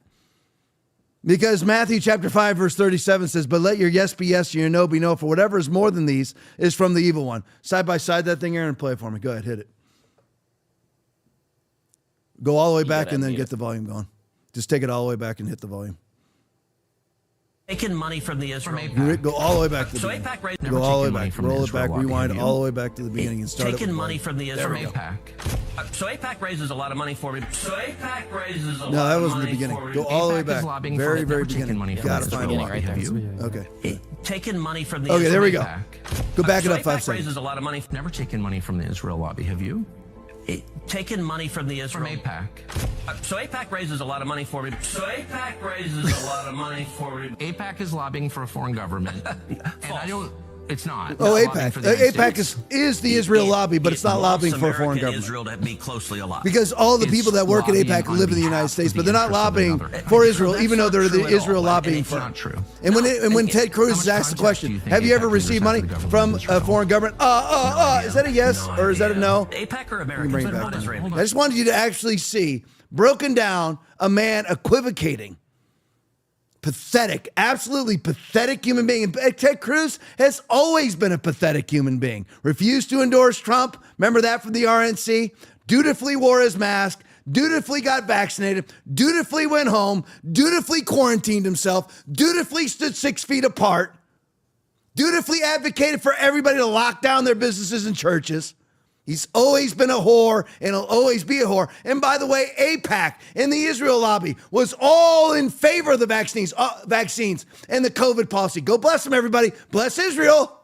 Come on, go bless them. You think that's what the Bible says because you're an ignoramus who doesn't actually read it. Somebody told you that, so you believe it. Somebody also told people to wear masks and take 12 vaccinations to be fully vaccinated. Where the heck am I? Dissident media? Yep. Okay, here's the list. Play it for me.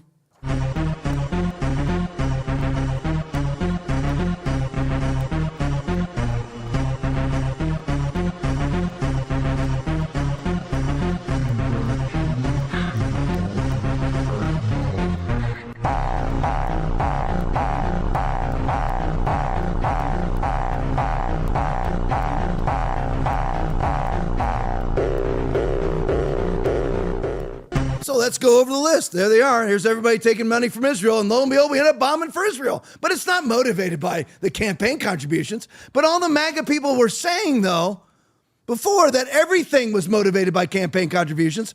But then when Trump appears to be motivated by campaign contributions, he's not motivated by campaign contributions. That's weird. I mean, that sounds kind of agitprop-ish, isn't it? All these people, go back to the beginning for me. All these people, starting with Donald J. Trump, receiving all this money. Look at all this money going to both sides of the aisle. So everybody bombs for Israel. But when Donald Trump bombs for Israel, you have Amy Klobuchar receiving AIPAC money. There's Adam Schiff receives AIPAC money. But Donald Trump receives AIPAC money, and then he bombs for Israel, but it wasn't because he receives AIPAC money. But if Adam Schiff bombed Israel, it would be because he receives AIPAC money. That's the stance of the foolish, ridiculous, sycophantic MAGA fake. They're really the fake MAGA people. I don't even want to call them MAGA. It's just fake. They're really just low IQ, fake human beings that will follow whatever Donald Trump says. All right, let's go to the next one. Hodge Twins tweet. Y'all remember how you felt when Charlie Cook did this poll 10 days ago? Look at the date. Should the U.S. get involved in Israel's war against Iran? I'm sure that was mostly Democrats that he was talking to. You know, all the Democrats that follow Charlie Kirk. Right? So basically everybody now currently for the war back in early June was against the war. And see what it says here? Should the U.S. get involved in Israel's war? Everybody said no, but then when Trump did it, it made it right. So that makes you a principleless prostitute. Because if Trump then, somebody think about it. Trump goes against your principles, so your principles change. Who do you worship? See, my principles are in the Bible because I worship the word of God, which is Jesus. John chapter 1, verse 1. John chapter 1, verse 14. Jesus is the word. So I worship the word of God, who is Jesus. So my principles never change, but everybody else's, just 2 weeks ago, all of these people that are now in favor of this tactical strike, not a war, tactical strike, suddenly, all those people that were against are involved in the war. It wasn't even regime change. It wasn't even full warfare, involved in the war. Everybody who was against it 2 weeks ago is now for it because Donald Trump entered into it because he received $200 million from the Israel lobby. All right, go to the next one for me. President Trump saved Western civilization from a nuclear holocaust. Really, from a country who has no ability to deliver a nuclear weapon. They can't even deliver it via an airplane. They can't refuel in mid-flight. The damage to nuclear sites in Iran is said to be monumental. Prove it. Prove it. There's no radiation on the ground. So what exactly did you explode? Go to the next one for me. I love this. This is tweet of the night. This right here is the living embodiment of abject idiocy. And by the way, that is a certain large percentage of the MAGA movement are mindless morons like Laura Loomer. Today, this is what she said. Look at the date, January 29th of 2024. Today, Nikki Haley went on CNBC and called for the U.S. to bomb Iran. Nikki Haley wants more war in the Middle East, which means more dead U.S. soldiers. The only person who has proven that he won't create more wars is Donald Trump. Donald Trump is the pro-peace candidate. Next up, 1 year later, here's Laura. Breaking, President Trump confirms the U.S. bombed all 3 nuclear sites in Iran. He said all U.S. planes are now on their way home. Thank you, President Trump. So she is thanking President Trump for doing diametrically what she's against. Think about it. She is thanking Donald Trump for doing what she hates because Donald Trump did it. What more could you be than just an empty shirt? A soulless, oarless, principleless, political whore. Seriously. What more could you be? Nikki Haley, gonna bomb Iran. Oh, can you guys go to the previous one? The Laura Loomer, the one before this one? Remember what she said? Donald Trump saved the Western civilization from nuclear holocaust. Now go to the next one. Remember what she said? Nikki Haley She said Donald Trump saved Western civilization. Today, Nikki Haley went on CNBC and called for the U.S. to bomb Iran. Nikki Haley wants more war in the Middle East, which means more dead U.S. soldiers. And then she says Donald Trump, by doing what she said, understand this, Donald Trump does what she opposed Nikki Haley doing, but when Donald Trump did it, he saved Western civilization. This right here is the embodiment of all of you idiots out there claiming that this is a righteous strike, who were against it not 2 weeks ago. And if Biden never did it, you'd be fervently against it. But because you're idle, and you need to be real careful, the Bible warns about idolatry. But because your idol did that which is wrong, it is now right. Woe to those who call evil good and good evil, who put darkness for light and light for darkness, who put bitter for sweet and sweet for bitter. Woe to those who are wise in their own eyes and prudent in their own sight. Isaiah 5:20 and 21. All the ways of man appear pure in their own eyes, but the Lord tests the spirits. Proverbs 16:2. Now here's the thing.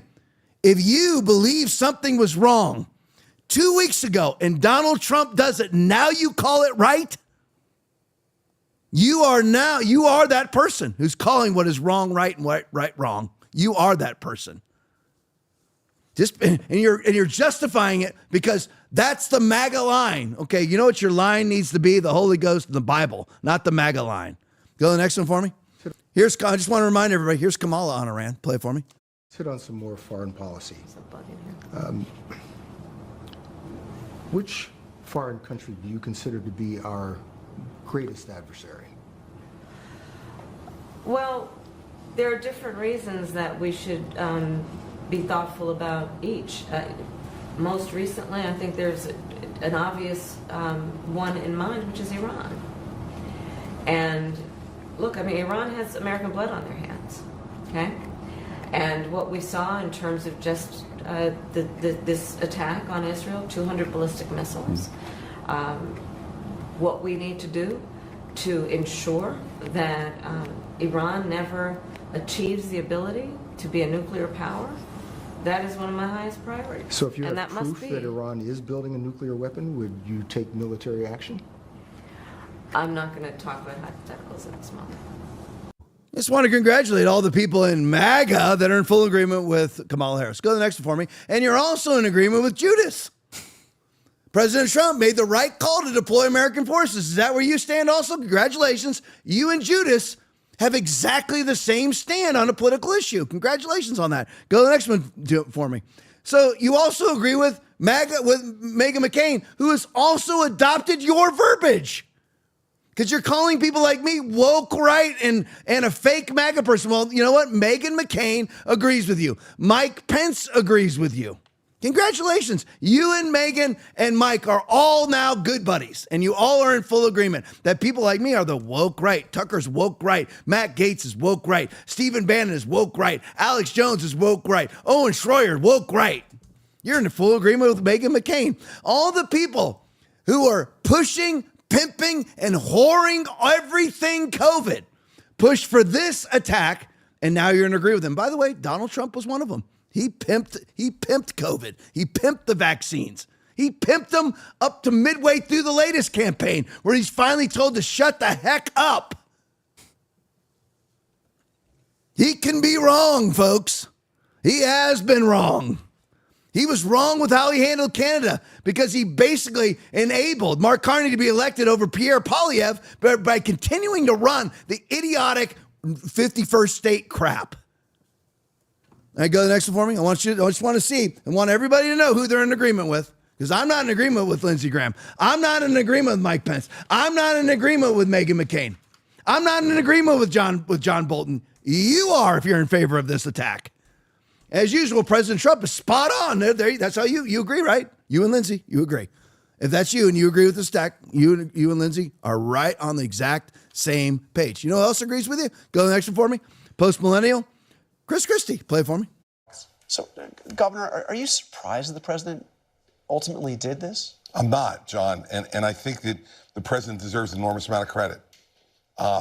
This is against type for him. I'm sure it was a difficult decision, but what I think his analysis was he cannot live with a nuclear weaponed Iran. And Israel did all the heavy lifting.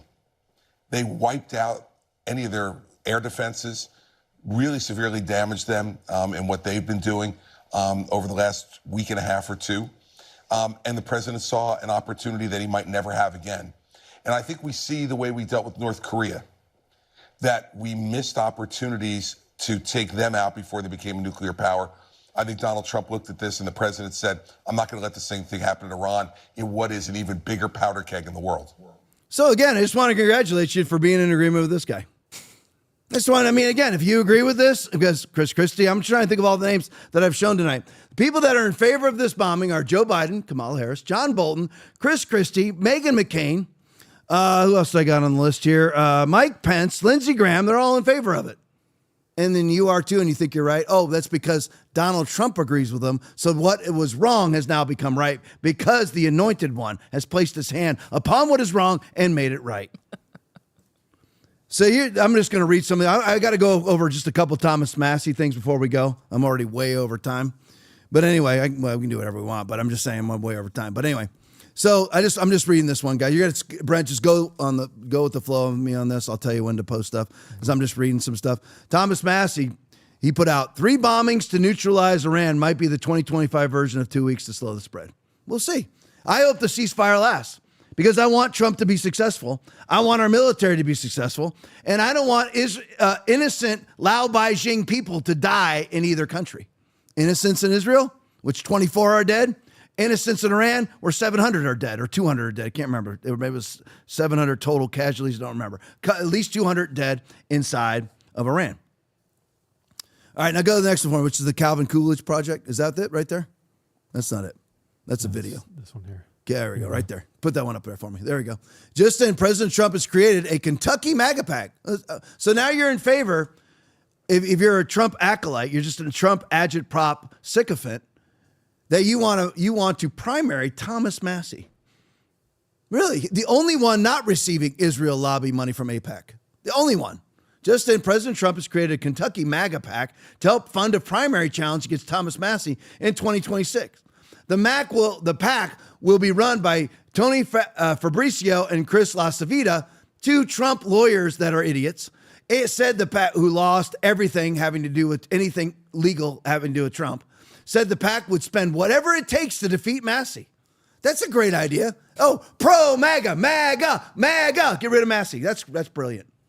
So me saying that I'm pro-Massey, does that make me fake MAGA? Apparently. I guess I'm fake MAGA now. Yeah. Even though 2 weeks ago, if you were pro-Massey, you were pro-MAGA. But now Donald Trump's against Massey. Now to be pro-Massey makes me fake MAGA, right? That's the rules, right?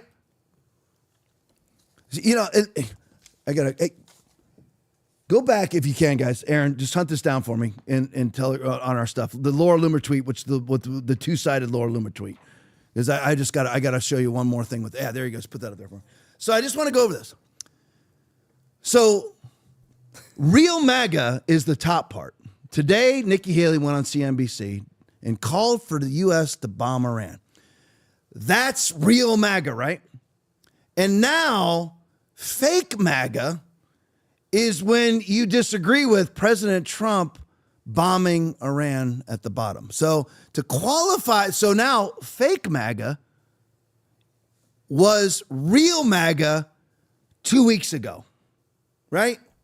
Just like Laura Loomer's tweet here, which is a year apart. So roughly a year apart, year and a half apart.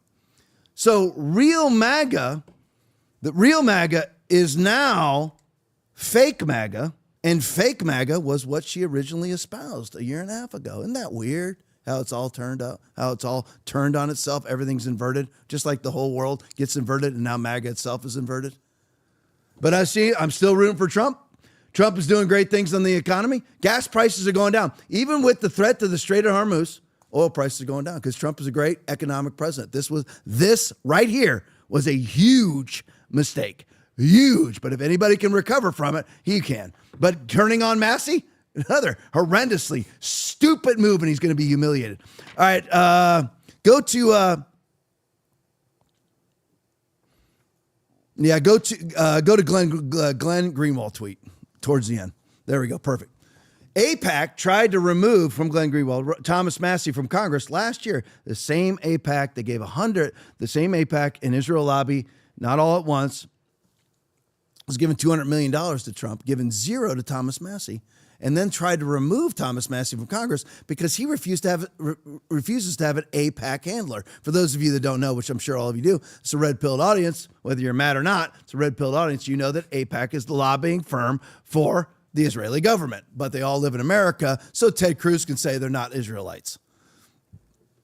Israelis. AIPAC tried to remove Thomas Massie from Congress last year for questioning U.S. financing of Israel. In a giant coincidence, Trump just announced a pact to remove Massie, and Trump receives millions from AIPAC. It's as if he's doing AIPAC's bidding. It's almost like he did AIPAC's bidding a few days ago when he took out, with no proof that they were taken out, their nuclear sites. Now, here's who you're in agreement with if you love AIPAC and you love attacking at Israel's command. GOP warmongers like Lindsey Graham, Tom Cotton, Thune, Ted Cruz, Randy Fine, and Dan Crenshaw are all welcome and have no problem at all. Donald Trump has had no problem with any of those guys. But he's calling for Thomas Massie to be removed. And by the way, Thomas Massie came out against Trump's $1 or $2 trillion anti-COVID bill. You know, you're going to put out Trump's anti-COVID bill to fight a 99.9% survivable virus. Let's spend, because Donald Trump spent $3 to $4 trillion on a cold. And Thomas Massie stood against it, and he called him somebody who basically just stirs the pot, a pot stirrer then. You know, how about we just don't spend $3 or $4 trillion on a cold that nobody's dying of? That's what Tom Massie espoused that, and Donald Trump ridiculed him then. And he's saying the same thing here, because what Thomas Massie is saying, if I can find his quote, 3 bombings to neutralize Iran could be the 2025 version of 2 weeks to flatten the curve. Because Donald Trump was wrong. He was saying Donald Trump couldn't have said 2 weeks to flatten the curve more than he did. And now everyone pretends he didn't. I don't. I hold him accountable. Go to the next one for me. Just want to show you the money. Let's just show you the money. Thomas Massie, AIPAC, Thomas Massie. 0. Go to the next one. Whoops. $230 million from AIPAC. And now, so AIPAC tries to remove him from Congress. They fail. Donald Trump gets $230 million from AIPAC and now wants to remove the man who refuses their money. That's weird, isn't it? Go to the next one for me. Robert Barnes, in the orbit of Alex Jones, Massie will win easily. This will embarrass Trump, and he will. All right, that's good. 1036. All right, for those of you that survived, appreciate your monthly support from K.S. McGregor, 1963. If you notice, I'm not begging anybody to stay. Listen, I say what I say. Church closes. I'm fine. I'll go move inside of the mountain, ski down to the ski lift every day. Chop some wood at night, get a part-time job bagging groceries. Just for some pocket money. I don't care. You need to understand. Ask Aaron. Aaron, can you go on? Can you put yourself on? Yeah. You flat out ask Aaron, have I ever changed? No. Have I ever been any different? No. Have I always been a suicide bomber? Yeah. Okay, there you go. That's why I love you. That's kamikaze, me baby. too, baby. Drinking the sake, putting my samurai sword in. That's right. That's it. All right, Rumble Rant, Snake Dad 1, thank you so much. $50. Genesis 5V2, $10. Thank you so much. Chopper Super Nut, $2. Thank you guys. Love you. We can disagree. If I called you stupid, I stick with it. I don't take it back. Yeah. That's where I stand. You can call me stupid back. I don't care. All right. Love you. Appreciate you back here tomorrow. Oh, we got the post game. Still do that. The post game's really good, by the way. I'm done screaming at you. Who knows until tomorrow if you want to hear it again. But anyway, love you. Appreciate you. Stick around for the post game back here tomorrow night, 9 o'clock. God bless you. You take captive every thought, make it obedient to Christ. You come into Sunday morning, you're like, I don't feel like worshiping today. You take that thought captive and you make it obedient to Christ. That's real Jesus. The real Jesus, listen, the real Jesus is spiritual warfare. No one engaged in warfare entangles himself with the affairs of this life that he may please him and enlist him as a soldier. It's all about spiritual warfare. Have you ever had a question you were too afraid to ask? Or a thought you knew everyone was thinking but no one dared to say out loud? Welcome to the Hope Hotline, where nothing's off limits and we say what others won't. Real talk, raw truth, your questions finally answered. Thanks for watching the Tom Laipply podcast. We appreciate your support. As a special thank you, when you donate $25 or more, you will get a free TLP koozie. Enjoy your favorite cold drink while tuning in to our latest takes on current events. Your support keeps us going. Donate now to claim yours.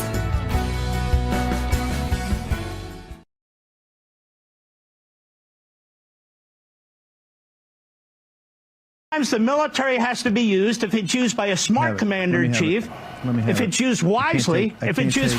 I can't take Levin again. Thank you. What defines a good president for you? Good. No new wars. No new wars. At least he hasn't started any new wars. Remember how I got you no new wars? Maybe you libs should recalibrate. And remember the guy that brought you no new wars. By the way, when I was president, we had no wars. We had no new wars. We didn't start it. Remember when Hillary said, he'll start wars. Look at his personality. No, I said, my personality will keep us out of war.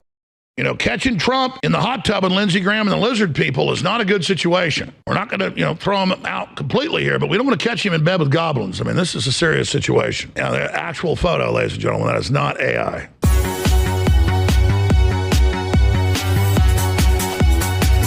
We're on record with the polls they did in battleground states. Roger Stone's talked about it. Even the Democrats admit it's why they hate me, that my audience, you, the activist, in the battleground states put him over the top in 2016.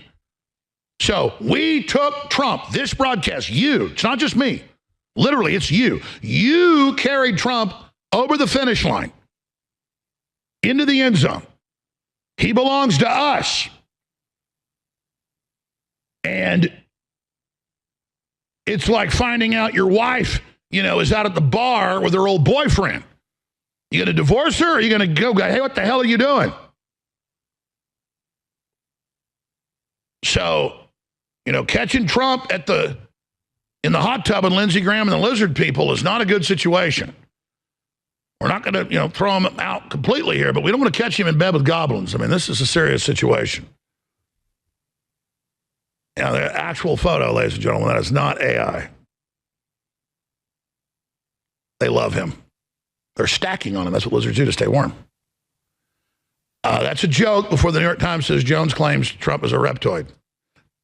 And there's the rest of the neocons back there behind him in the shot. That's interesting.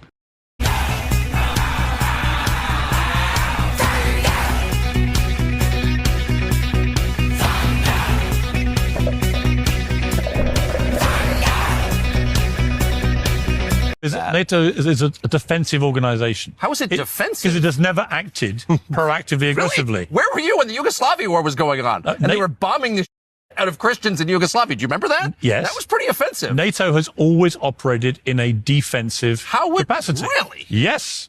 That's how they created Kosovo? Defensively? It was defensive. Oh, it was? Yes, it Who was. was the aggressor there? Oh, my brother-in-law was literally there. Just a minute. What you're saying is insane. It's not insane.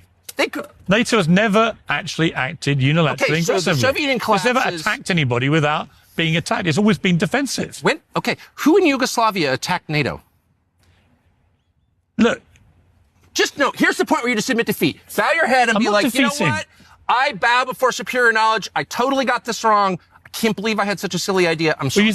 And so we need to ask the question, is somebody who is physically descended today from Israel by blood, physically descended from Israel, who rejects the Christian message, rejects Jesus Christ as Messiah and Savior, hates the message of Jesus, spits on Christians in the streets of Israel, is that person God's chosen people?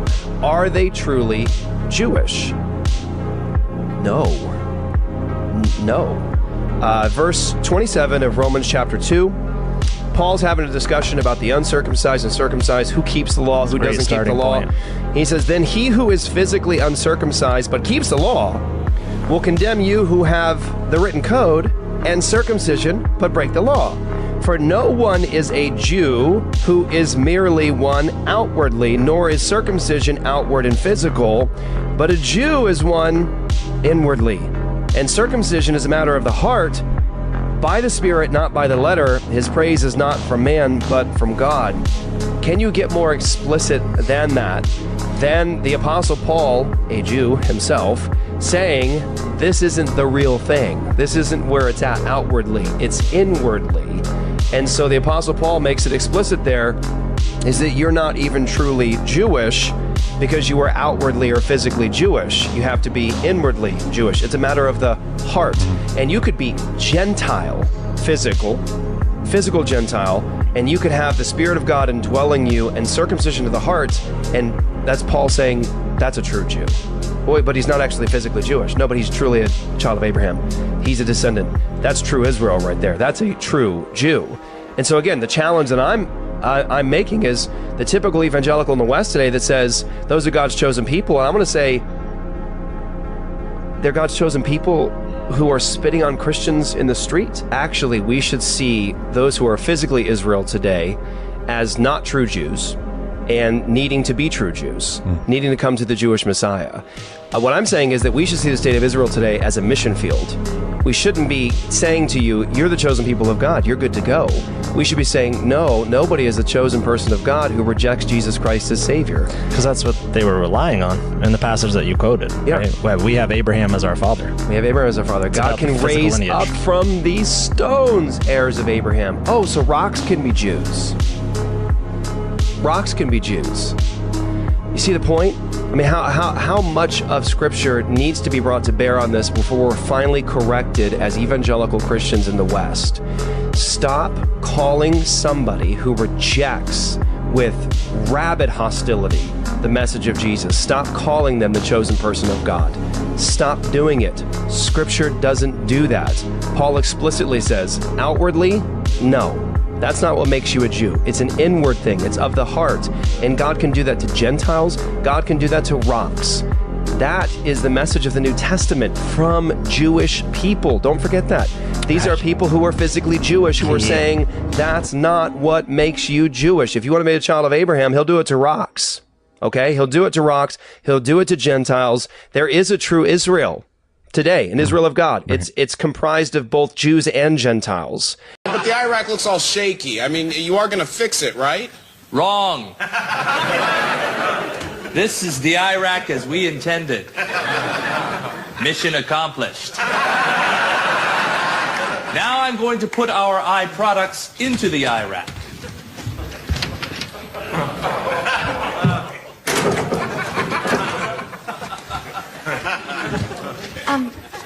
No, Mr. Jobs, don't force them in there. I know what I'm doing. I'm not dumb. The IRAC looks like it doesn't even want those things in there. Don't worry. I know what's best for the Iraq. Don't put more in the Iraq. It'll collapse on itself. Wrong. What the Iraq needs is more things. You shouldn't be putting more things in. You should be taking things out. Yeah, get things out of the Iraq. Does everyone here want me to take things out of the Iraq? Yes! I hear what you're saying, and the answer is no. I'm going to put even more things in the Iraq. Yeah, but the eye products don't even look like they're getting along in the Iraq. They look like they hate each other in there. Look, the Iraq's starting to smoke. That's just the beginnings of synergy. I will help the process along by throwing the rest of our money at the Iraq. Stop it! You're ruining the Iraq! As stockholders, we will not support you in this. I don't care. And guess what? I'm going to put 21,000 more things in the Iraq. Oh, the Iraq's on fire! Oh my God, the fire from the Iraq is engulfing the entire building! Everybody out! Oh my God! Where's the exit? How do we get out of here? You can't get out of here. There is no exit strategy. Now I want you all to stop focusing on the Iraq and start focusing on our newest product.